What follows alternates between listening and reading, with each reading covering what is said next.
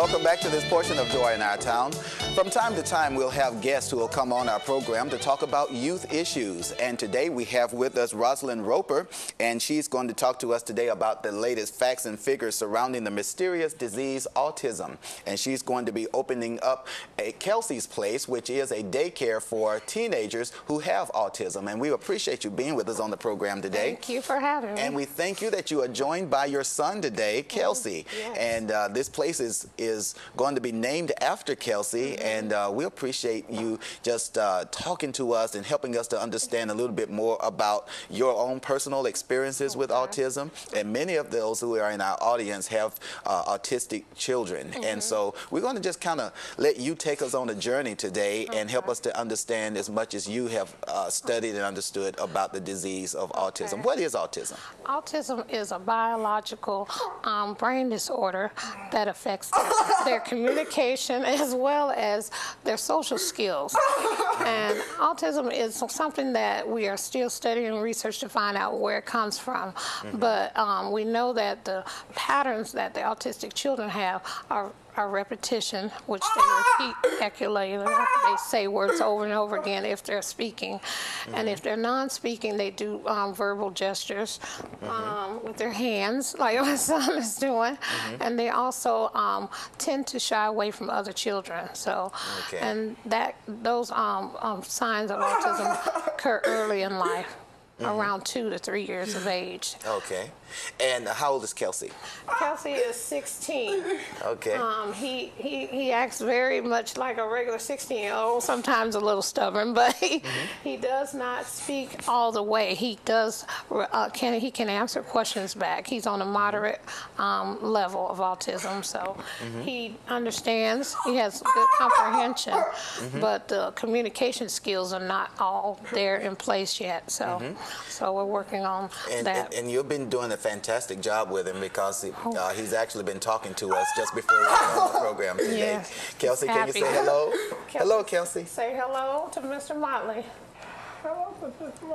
Okay, great. and the reason I want to do that is because people need to see that you have been studying this this disorder. You have your own son who you love very much, and now you want to help other children with the same disorder. Help us to understand some things.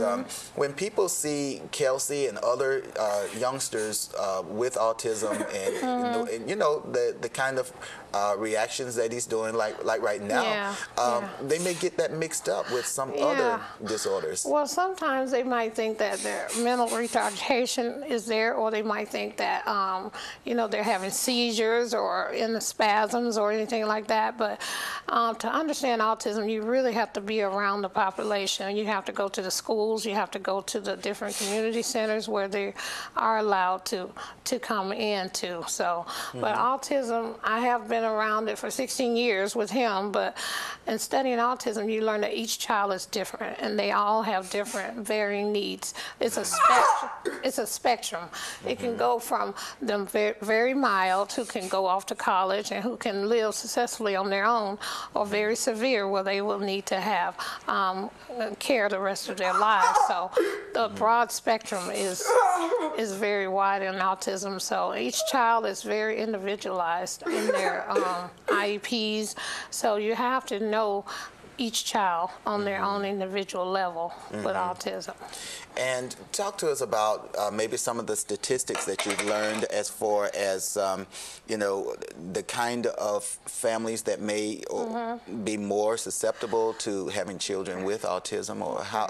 What are you seeing? Research shows that a lot of autistic children just don't occur at different income levels. It occurs in all income levels, all brackets of society. And children have been known to be autistic more in the upper income levels. Children whose family are affluent and they have some type of wealth or knowledge, or they're very studious people, they tend to have children that are born with autism. And they don't know why that is, but the thinking is that in some form or fashion, maybe one of the parents might be high-functioning Asperger's syndrome themselves, and they just learn to cope with it in life. And you know what? Sometimes people don't really know if they have it or not, because if you're high-functioning, you're very intelligent, you're very, quick thinker, and then they're like little photos. They get flashing all the time. Their mind is busy all the time, and they get to achieve a lot of goals in life because they know how to, go to each task and just handle them one at a time really quickly. So. Oh, okay. So this is usually not the parent who is on drugs or smoking or drinking or something along that line. Highly intelligent parents. Mostly some of them have been college and they're very professors. healthy in many cases. Yeah, college professors. Some actors have children with autism. A lot of football players, their children born with autism. Doug Flutie, he has a foundation. And also Tony Braxton has a child with autism. And other famous people that you might know have children with autism, but they're not always outspoken about it. But now they are coming out more in favor of autism and supporting the cause. Okay.